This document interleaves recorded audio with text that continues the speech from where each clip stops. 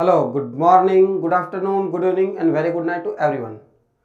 आज हम लोग पढ़ने वाले हैं एक समान आवेशित गोलीय कोष अथवा चालक गोले के कारण वैद्युत क्षेत्र अर्थात वैद्युत क्षेत्र की तीव्रता। अगर एक समान गोलीय कोष अथवा चालक गोला हमारे पास हो तो उसके कारण लगने वाले वैद्युत क्षेत्र की तीव्रता की हम गणना करने वाले हैं। अब अगर इसके लिए हम मान लेते हैं कि माना हमें किसी आर त्रिज्या वाले गोलीय कोष अथवा चालक गोले, ठीक है, जिस पर +q आवेश एक समान रूप से वितरित है, ठीक, से कुछ दूरी, अब उस कुछ दूरी को हम स्मॉल r मान लेंगे, ठीक है। कुछ दूरी अर्थात स्मॉल r पर स्थित बिंदु P पर क्षेत्र की तीव्रता ज्ञात करनी है। ये तो हम मान लेंगे कि माना हमें किसी r त्रिज्या वाले गोलीय कोष, अब हम r त्रिज्या मान लेते हैं कि कोई एक गोलीय कोष है अथवा चालक गोला है जिसकी त्रिज्या जो है हमारी कैपिटल R है, O इसका केंद्र है और ये गोलीय है जिसपे बराबर रूप से एक समान रूप से आवेश +q आवेश वितरित है और इसी के कारण हमें कुछ दूरी पर इससे स्थित बिंदु पे, किसी बिंदु P पे क्षेत्र की तीव्रता ज्ञात करनी है। क्लियर है? समझ में आ रहा होगा। अब ये जो हम ज्ञात करते हैं ये हम 3 स्थितियों में ज्ञात करते हैं। सबसे पहली स्थिति चालक गोले के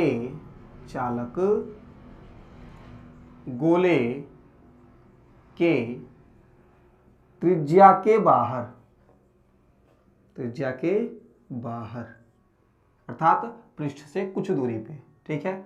दूसरी स्थिति में हम ज्ञात करते हैं जब त्रिज्या के बाहर होगा तो स्मॉल r जो होगा वो ग्रेटर देन होगा कैपिटल R, ये पहली स्थिति। दूसरी स्थिति जो है हम ज्ञात करते हैं चालक गोले के पृष्ठ के भीतर, यानी कि पृष्ठ के अंदर। तो पृष्ठ के जब अंदर आएगा तो यानी कि यहां पे, और जब पृष्ठ के अंदर आएगा तो स्मॉल r जो होगा वो लेस देन होगा कैपिटल R से। तीसरी स्थिति जो है हम ज्ञात करते हैं, ये चाल लिख दिए हैं, चालक होगा। तीसरी स्थिति है चालक गोले के पृष्ठ पर, यानी कि जो स्मॉल r होगा वह बराबर होगा कैपिटल R के। तो ये 3 स्थितियों में हम इनको ज्ञात करते हैं। इन तीनों स्थितियों को हम बारी बारी से ज्ञात करने वाले हैं, तो वीडियो में बने रहिए। आगे चलते हैं, स्क्रीनशॉट ले लीजिए। अगर नोट्स तैयार कर रहे हो आप तो स्क्रीनशॉट लेना आपको बड़ा ही इंपॉर्टेंट है। अगर नोट्स नहीं तैयार कर रहे हैं, केवल क्लास है, तो 1 मिनट आप पॉज करिए, 10 सेकेंड आप पॉज करिए वीडियो। चलिए हम अब पहली स्थिति के कारण वैद्युत क्षेत्र की तीव्रता की गणना करने वाले हैं। एक एक स्टेप ध्यान से देखिएगा, जहां पे समझ में नहीं आएगा कमेंट करिएगा, स्क्रीनशॉट लीजिएगा, व्हाट्सएप पे सेंड करिएगा, सारा ऑप्शन है आपके पास। जैसे भी मन वैसे भी आप हमसे पूछ सकते हैं, कमेंट करेंगे, लाइव क्लास की तरह हम रिप्लाई देंगे, ठीक है। तो सबसे पहले हम चालक गोले के त्रिज्या के बाहर के कारण जो है उस पे वैद्युत क्षेत्र की तीव्रता की गणना करेंगे। तो इसके लिए हम मान लेते हैं कि इससे स्मॉल r दूरी पे कोई बिंदु P है, ठीक है। ये स्मॉल r दूरी पर कोई बिंदु P है, ठीक है। तो अब हम स्मॉल आर, ओ को ही केंद्र मानकर स्मॉल आर का एक गाउसियन पृष्ठ खींच लेंगे। अब अगर आपको ये नहीं पता गाउसियन पृष्ठ किसे कहते हैं, तो उसके लिए आप जो है हमारी पीछे वाले क्लासेस को जरूर देखें, ठीक है। सारी क्लासेस को सीक्वेंस में लाइन से देखते हुए आएंगे तो आपको पूरा अच्छे से पता चलेगा, ठीक है। तो इसके लिए जो ds है वेक्टर ds, ये भी वही होगा, ठीक है। डी वेक्टर यस, ये आपका ये इसी दिशा में होगा, ठीक है ना। हम लिखेंगे कि माना, ठीक है, चालक गोले से स्मॉल आर दूरी पर स्थित बिंदु P पर, स्मॉल आर दूरी पर स्थित बिंदु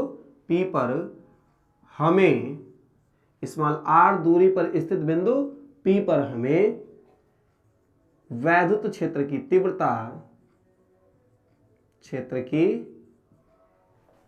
तीव्रता ज्ञात करनी है, ठीक है। ये हमने माना। तो यहां पे जब ds होगा तो इसी दिशा में इसका e भी होगा, वेक्टर e भी होगा। क्लियर है। अब देखिए, चालक गोले से r दूरी पर स्थित बिंदु P पर हमें वैद्युत क्षेत्र की तीव्रता ज्ञात करनी है। हम करेंगे क्या, हम O को केंद्र मानकर स्मॉल r त्रिज्या का एक गाउसियन पृष्ठ खींचते हैं। अब खींचते हैं चाहे कल्पना करते हैं, वो तो काल्पनिक पृष्ठ है ही। वो जब काल्पनिक पृष्ठ है तो या तो हम खींचे या तो कल्पना करें, तो हमने लिख दिया कि खींचते हैं। क्लियर है। अब खींचते हैं तो वहां से इस गाउसियन पृष्ठ से गुजरने वाले कुल फ्लक्स, ठीक है, लिखेंगे। इसलिए गाउसियन पृष्ठ से गुजरने वाला कुल फ्लक्स फाई ई बराबर हो जाएगा आपका, समाकलन करेंगे हम E into D S. Clear है। E इंटू डी एस, चूंकि वहां पे थीटा का मान 0 है, इसे हम ऐसे भी लिख सकते हैं E into D S cos 0 अब कॉस 0 क्यों है, क्योंकि हम लिख भी देते हैं, चूंकि डी वेक्टर एस तथा वेक्टर E एक ही दिशा में है, ये तो होंगे ही।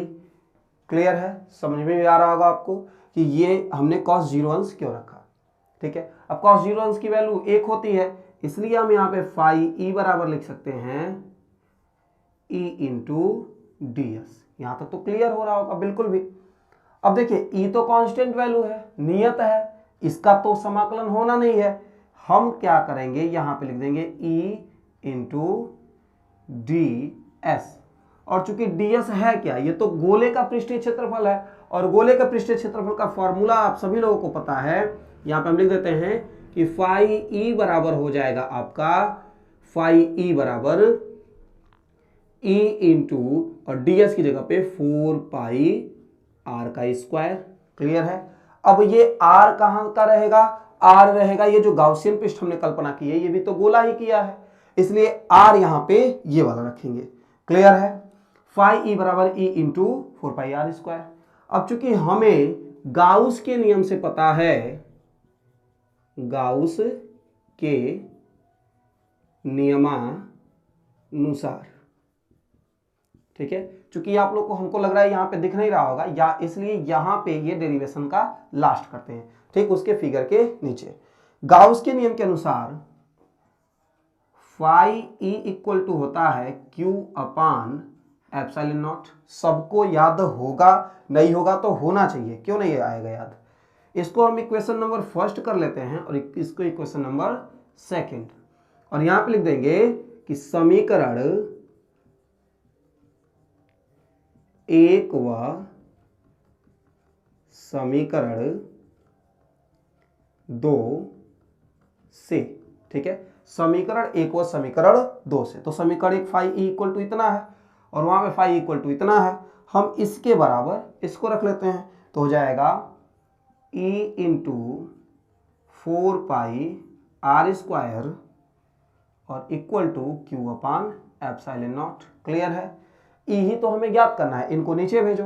तो ई इक्वल टू हो जाएगा क्यू, तो क्यू तो हमारे पास नहीं, मतलब क्यू तो रहना ही चाहिए, 1/4 पाई, और इधर से जो एप्सिलॉन है इनको पहले ले लेते हैं। देखिए 4 पाई यहाँ का, एप्सिलॉन इधर, क्यू बटे आर का स्क्वायर, और यही हमें फॉर्मूला डिराइव करना था। ठीक है, ये हमारा फॉर्मूला डिराइव हो गया। आशा करते हैं समझ में तो आ रहा होगा। समझ में आ रहा होगा तो इसका दूसरा पॉइंट जो है कि पृष्ठ के ही ऊपर हम ज्ञात करते हैं। स्क्रीनशॉट ले लीजिएगा आप लोग।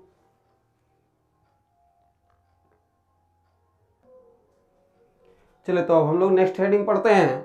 नेक्स्ट हेडिंग हम लोग का कि आंतरिक बिंदु पे हो तब, तो फिर से वही गोला बनाते हैं।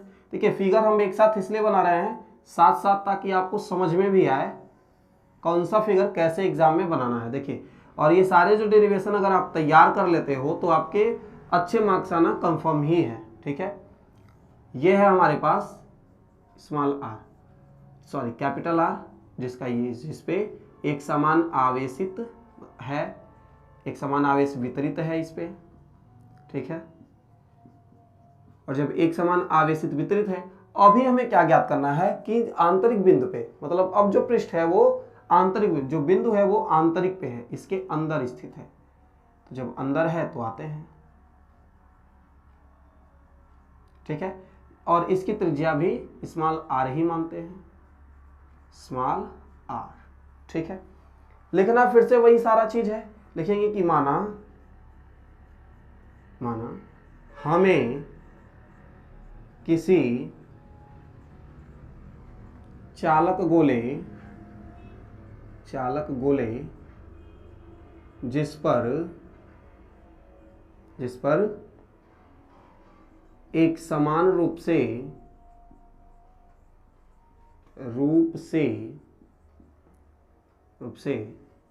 धनावेश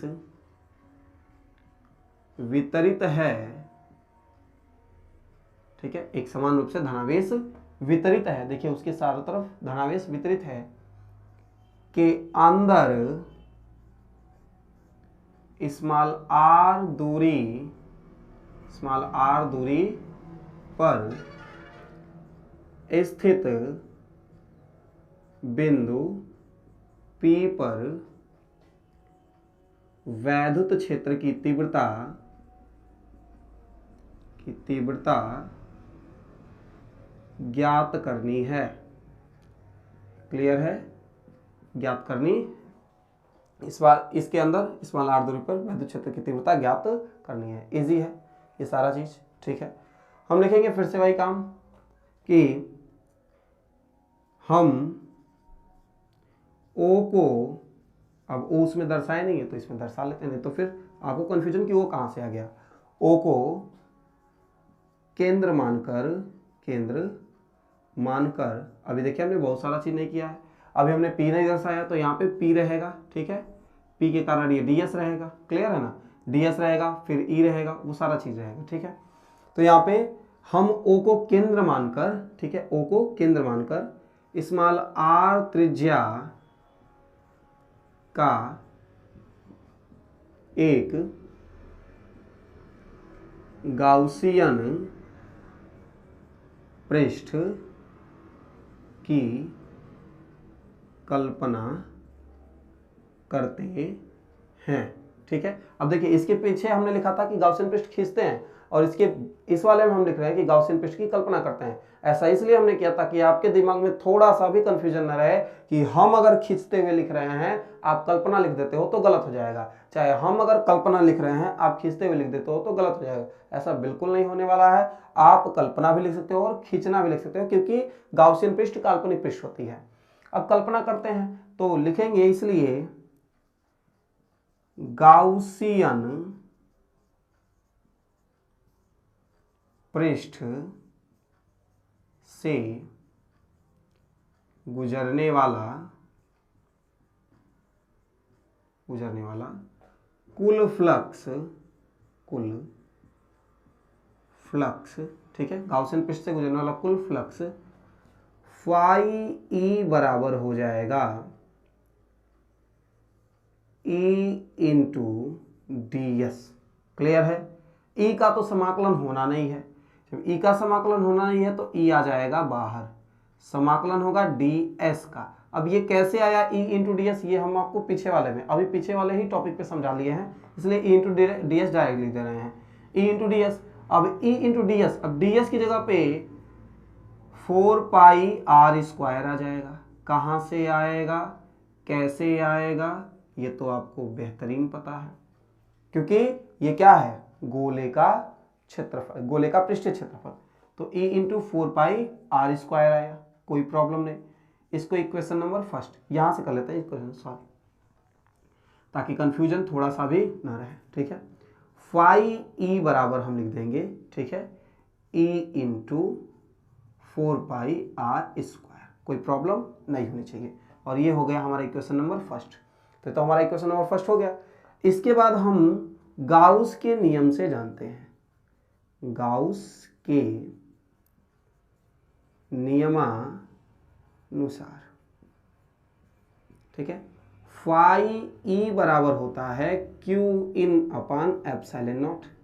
क्यू इन का मतलब जो क्यू इनपुट में पूरा है, इनपुट में तो यहाँ पे 0 है, चूंकि आवेशित गोले के भीतर आवेश शून्य है, शून्य होता ही है, ठीक है, शून्य है, इसलिए फाई ई बराबर आएगा 0 अपान एप्सिलॉन नॉट, यानी कि फाई ई इक्वल टू हो जाएगा यहाँ पे 0। ये समीकरण नंबर 2।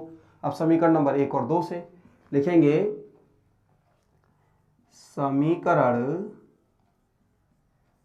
1 व समीकरण 2 से बराबर रखो ना 0 के, इसके फाई इक्वल टू 0, ये भी 0, यानी क्या जाएगा e into 4 pi r square equal to 0, ठीक है, e into 4 pi r square equal to 0। तो e इक्वल टू क्या हो जाएगा, वो भी 0। क्लियर है, समझ में आया। तो हम कह सकते हैं कि आंतरिक बिंदु पे अगर कोई बिंदु P है तो इस पे लगने वाला वैद्युत क्षेत्र की तीव्रता 0 होगी। समझ में आ रहा है। पीछे की क्लासेस लाइन से देखते हुए आइए और नोट्स तैयार करते हुए आइए। एग्जाम टाइम में तो ये काफी इंपॉर्टेंट होता है कि आप लाइन से आपको सारा चीज मिले और अच्छे से मिले, तो आप पढ़ते जाओ, ठीक है, अच्छे से पढ़ो, सारा चीज आएगा। तीसरा हमारा एक ही बच गया है और वो बचा है पृष्ठ पर, उसको भी एक ही साथ बिना वीडियो को पॉज किए ही कर लेते हैं, क्योंकि इसको मिटाने में टाइम लगता है, इसलिए वीडियो पॉज कर देते हैं।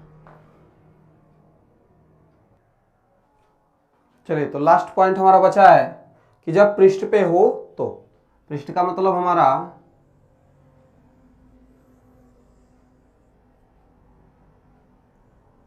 पहले गोलीय चालक बना लेते हैं, गोलीय कोष,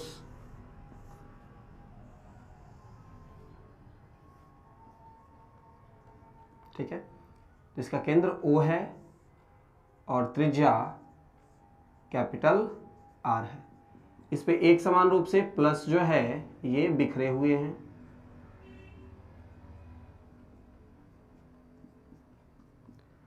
अगर कोई बिंदु इसके पृष्ठ पे ही हो तो तब जो है विद्युत क्षेत्र की तीव्रता क्या होगी।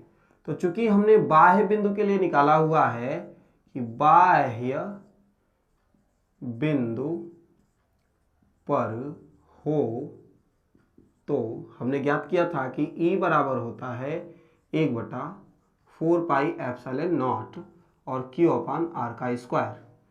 चूंकि जो है जब पृष्ठ पे होगा तो स्मॉल r जो है कैपिटल R के इक्वल होगा, इसलिए हम E बराबर लिख सकते हैं 1/4πε0 और Q बटे कैपिटल R का स्क्वायर।